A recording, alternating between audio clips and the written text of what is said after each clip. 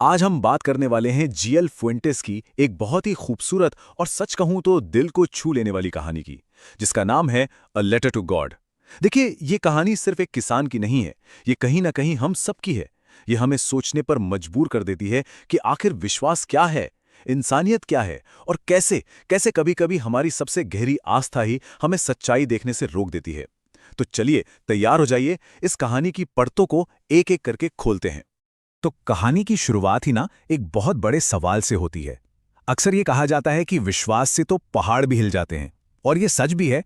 Faith मतलब विश्वास एक बहुत बहुत ही पावरफुल फोर्स है। पर सवाल ये उठता है कि हम अपना विश्वास रखें किस पर? क्या आंख बंद करके किसी पर भी भरोसा कर लेना हमारी सबसे बड़ी ताकत है, या फिर कभी-कभी यही हमारी सबसे बड़ी कमजोरी बन जाता है? अ लेटर टू गॉड कहानी इसी सवाल को इतने मजेदार और दिल छू लेने वाले अंदाज में हमारे सामने रखती है। तो कहानी के सेंटर में है हमारे मेन कैरेक्टर लेंचो। और सुनिए, लेंचो कोई आम किसान नहीं है। उसके बारे में कहा गया है an ox of a man, मतलब जो बैल की तरह खेतों में काम करता है। एकदम सीधा साधा, बहुत मेहनती इंसान जिसकी पूरी दुनिया बस उसके मकई के खेतों के आसपास ही घूमती है। उसकी सारी मेहनत, उसके सारे सपने और सारी की सारी उम्मीदें बस एक ही चीज पर टिकी हुई हैं, एक अच्छी फसल। जरा इमेजिन कीजिए, एक पूरी घाटी में सिर्फ एक ही घर है, और वो भी एक छोटी सी पहाड़ी की चोटी पर। वो घर लेंचो का है। इस अकेलेपन में उसका सबसे बड़ा साथी कौन? उसका खेत। वहां से वो अपनी नदी और अपने पके हुए मकई के खेतों को देख सकता था, जो फूलों से लदे हुए थे। और ये फूल सिर्फ फूल नहीं थे, ये एक अच्छी फसल का वादा थे, एक बेहतर कल का संकेत थे। लेकिन इस वादे को पूरा करने के लिए जमीन को बस एक ही चीज चाहिए थी, पानी। एक जोरदार बारिश, या कम से कम एक बौछार। लेंचो ने सुबह से कुछ नहीं किया था, बस आसमान को ताके जा रहा था, एक अच्छी बारिश की उम्मीद में। और फिर जैसा लेंचो ने सोचा था, बारिश की बड़ी बड़ी बूंदें गिरने लगीं। अरे वाह! उसकी खुशी का तो कोई ठिकाना ही नहीं रहा। वो इतना खुश था कि इस एहसास को महसूस करने के लिए घर से बाहर भागा। उसके लिए ये सिर्फ पानी की बूंदें नहीं थीं, ये तो नए नए सिक्के थे जो सीधे आसमान से बरस रहे थे। उसने कहा भी, देखो, ये जो बड़ी बूंदें हैं ना, ये 10 सेंट के सिक्के हैं, और ये छोटी वाली 5 सेंट के। उसे लग रहा था कि उसकी मेहनत का फल अब बरस रहा है, उसकी किस्मत चमकने वाली है। लेकिन जैसा कि अक्सर अच्छी कहानियों में होता है, खुशी ज्यादा देर तक नहीं टिकती। लेंचो की ये खुशी, ये उम्मीद बस कुछ ही पलों की मेहमान थी। जो बारिश एक आशीर्वाद बनकर आई थी, वो अचानक एक भयानक सपने में बदलने वाली थी। अचानक से एक तेज हवा चली और बारिश के साथ साथ बड़े बड़े ओले गिरने लगे। ये अब चांदी के सिक्के नहीं थे, ये तो तबाही के पत्थर थे। और ये कुछ मिनटों के लिए नहीं हुआ, पूरे पूरे 1 घंटे तक बेरहमी से उस पूरी घाटी में, लेंचो के घर पर, उसके बगीचे पर और उसके प्यारे मकई के खेतों पर सिर्फ और सिर्फ ओले बरसते रहे। जब तूफान थमा तो जो नजारा था वो दिल दहला देने वाला था। पूरा खेत सफेद हो चुका था। ऐसा लग रहा था मानो किसी ने उस पर नमक की चादर बिछा दी हो। पेड़ों पर एक पत्ता तक नहीं बचा था। मकई की फसल, उसका भविष्य, सब कुछ पूरी तरह से बर्बाद हो चुका था। लेंचो का दिल दुख और निराशा से भर गया। वो अपने खेत के बीच में खड़ा हुआ और अपने बेटों से बोला, टिड्डियों का दल भी आता तो इससे ज्यादा छोड़ जाता। ओलों ने तो कुछ भी नहीं छोड़ा। इस साल हमारे पास खाने को कुछ नहीं होगा। सोचिए, उसकी पूरे साल की मेहनत बस 1 घंटे में तबाह हो गई थी। अब यहां से कहानी एक बहुत ही एक्स्ट्रॉर्डिनरी, एक अविश्वसनीय मोड़ लेती है। जब इंसान का सब कुछ खत्म हो जाता है, जब उम्मीद की कोई किरण नहीं दिखती, तब अक्सर उसका विश्वास ही उसे सहारा देता है। और लेंचो का विश्वास कोई साधारण विश्वास नहीं था। ये एक ऐसा विश्वास था जो लॉजिक से, दुनियादारी से बिल्कुल परे था। उस दुख भरी रात में, जब लग रहा था कि सारी मेहनत पानी में मिल गई और अब कोई मदद करने वाला नहीं है, तब भी लेंचो के दिल में एक उम्मीद जिंदा थी। और वो उम्मीद थी भगवान से मदद की। उसे सिखाया गया था कि भगवान की आंखें सब कुछ देखती हैं, यहां तक कि हमारे दिलों के अंदर भी, और वो कभी किसी को भूखा नहीं मरने देते। बस इसी सीधे सादे विश्वास ने उसे टूटने नहीं दिया।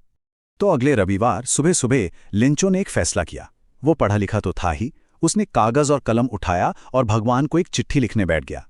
कोई लंबी चौड़ी प्रार्थना नहीं, कुछ नहीं। उसने सीधे सीधे लिखा, भगवान, अगर आपने मेरी मदद नहीं की तो मेरा परिवार और मैं इस साल भूखे मर जाएंगे। मुझे अपने खेत को फिर से बोने के लिए और अगली फसल आने तक गुजारा करने के लिए 100 पैसों की जरूरत है। और पता है लिफाफे पर पता क्या लिखा? सिर्फ 2 शब्द, टू गॉड। फिर वो खुद शहर गया और उस चिट्ठी को मेल बॉक्स में डाल आया। अब लेंचो तो अपनी चिट्ठी मेल बॉक्स में डालकर आ गया। उसे पूरा भरोसा था कि यह सही पते पर पहुंच ही जाएगी। लेकिन अब कहानी का फोकस शिफ्ट होता है पोस्ट ऑफिस पर, जहां ये अनोखी चिट्ठी पहुंचती है और एक ऐसी चेन ऑफ इवेंट्स शुरू करती है जिसकी किसी ने कल्पना भी नहीं की थी। जब एक पोस्टमैन ने ये चिट्ठी देखी तो वो अपनी हंसी रोक ही नहीं पाया। अरे भाई, अपने पूरे करियर में उसने भगवान का पता कभी देखा ही नहीं था। वो हंसते हंसते अपने बॉस पोस्टमास्टर के पास गया। पोस्टमास्टर, जो एक मोटा सा हंसमुख इंसान था, वो भी पहले तो जोर जोर से हंसने लगा, लेकिन फिर अचानक वो एकदम सीरियस हो गया। उसकी हंसी गायब हो गई और चेहरे पर एक गहरी सोच आ गई। पोस्टमास्टर ने चिट्ठी को अपनी मेज पर हल्के से ठपठपाया और कहा, वॉट फेथ, क्या गजब का विश्वास है। काश मेरे अंदर भी इस आदमी जितना विश्वास होता, जिसने सीधे भगवान से ही कॉरेस्पॉन्डेंस मतलब लिखा पढ़ी शुरू कर दी। वो लेंचो के इस अटूट, इस बच्चे जैसे विश्वास से बहुत बहुत ज्यादा इंप्रेस हो गया। और बस उसी पल पोस्टमास्टर ने एक बड़ा फैसला कर लिया। उसने तय किया कि वो इस आदमी के विश्वास को टूटने नहीं देगा। इस दुनिया में जहां लोग एक दूसरे पर भरोसा करने से कतराते हैं, वहां कोई भगवान पर इतना भरोसा कर रहा था और वो इस भरोसे को जिंदा रखना चाहता था। तो उसने चिट्ठी का जवाब देने का फैसला किया। लेकिन जैसे ही उसने चिट्ठी खोली, उसे एहसास हुआ कि जवाब देने के लिए सिर्फ अच्छी भावना, स्याही और कागज काफी नहीं है। लेंचो ने कुछ और भी मांगा था। हाँ, क्योंकि लेंचो ने 100 पैसों मांगे थे। ये एक बड़ी रकम थी, लेकिन पोस्टमास्टर अपने फैसले पे अड़ा रहा। उसने एक मुहिम शुरू कर दी। उसने अपने कर्मचारियों से पैसे मांगे, अपनी सैलरी का एक हिस्सा दिया और अपने दोस्तों से भी एक नेक काम यानी एन एक्ट ऑफ चैरिटी के लिए पैसे देने को कहा। यह स्लाइड हमें उस जमाने का एक मनी ऑर्डर फॉर्म दिखा रही है, जो इस कहानी का एक अहम हिस्सा है, क्योंकि इसी के जरिए उन्होंने अच्छाई का ये काम करने की सोची थी। पोस्टमास्टर और उसके साथियों ने पैसे इकट्ठे करने की पूरी कोशिश की, लेकिन 100 पैसों जमा करना उनके बस की बात नहीं थी।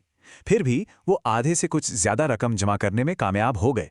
उन्होंने उन पैसों को एक लिफाफे में रखा, उस पर लेंचो का पता लिखा और अंदर एक चिट्ठी भी डाली जिस पर सिग्नेचर की जगह सिर्फ एक शब्द लिखा था, गॉड।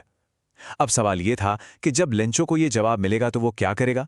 अगले रविवार लेंचो थोड़ा जल्दी ही पोस्ट ऑफिस पहुंच गया। वो ये पूछने आया था कि भाई क्या उसके लिए कोई चिट्ठी आई है। उसे जरा सा भी शक नहीं था। उसे पूरा यकीन था कि जवाब तो आएगा ही आएगा। और जब पोस्टमैन ने खुद उसे चिट्ठी दी तो लेंचो के चेहरे पर जरा सा भी सरप्राइज, जरा सा भी आश्चर्य नहीं था। ऐसा था उसका विश्वास, उसका कॉन्फिडेंस। उसके लिए तो ये बिल्कुल नॉर्मल था कि भगवान उसकी चिट्ठी का जवाब देंगे ही देंगे। अब तक सब कुछ कितना अच्छा लग रहा है ना। एक नेक इंसान की दयालुता काम आ गई और एक विश्वासी इंसान को उसकी प्रार्थना का जवाब मिल गया। एक परफेक्ट हैप्पी एंडिंग लगती है, लेकिन कहानी का सबसे बड़ा, सबसे हैरान करने वाला ट्विस्ट तो अब आने वाला है।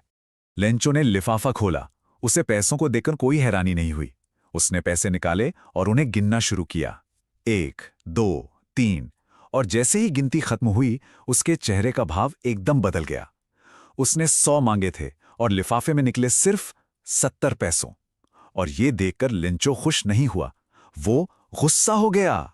उसकी भौहें तन गई। अब जरा लेंचो के पॉइंट ऑफ व्यू से सोचिए, उसके मन में गुस्सा क्यों आया? क्योंकि उसका विश्वास इतना पक्का था, उसकी आस्था इतनी गहरी थी कि उसे लगा भगवान तो गलती कर ही नहीं सकते। वो न तो गिनती में गलती कर सकते हैं और न ही वो मेरी रिक्वेस्ट को मना कर सकते हैं। तो फिर पैसे कम कैसे हुए? उसकी नजर में इसका सिर्फ एक ही मतलब हो सकता था कि भगवान ने तो पूरे पैसे भेजे थे, लेकिन उस तक पहुंचने में रास्ते में कोई गड़बड़ हुई है। गुस्से में लेंचो फौरन काउंटर पर गया और उसने कागज और स्याही मांगी। और वहीं पब्लिक राइटिंग टेबल पर गुस्से में अपनी भौहें सिकोड़कर उसने एक और चिट्ठी लिखनी शुरू कर दी। इस बीच पोस्टमास्टर और बाकी कर्मचारी जिन्होंने ये नेक काम किया था, दूर से उसे देख रहे थे।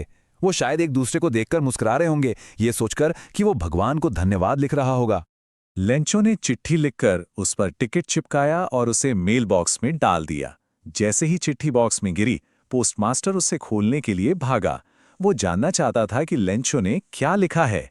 और यहीं पर कहानी की सबसे बड़ी आयरनी यानी विडंबना सामने आती है।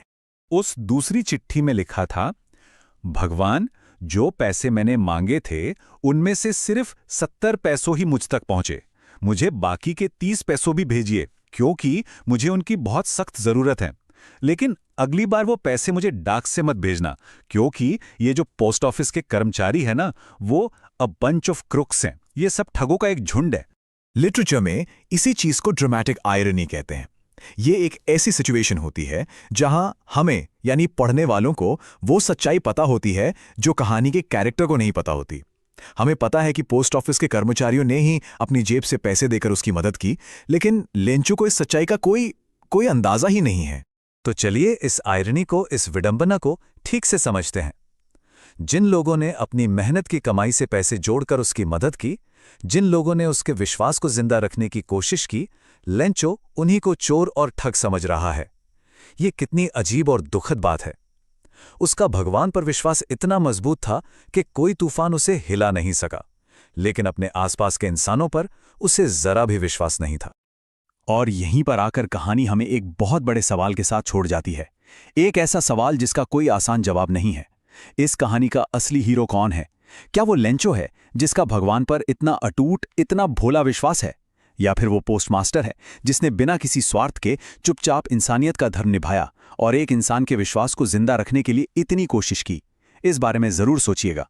इस कहानी की गहराइयों को हमारे साथ समझने के लिए धन्यवाद।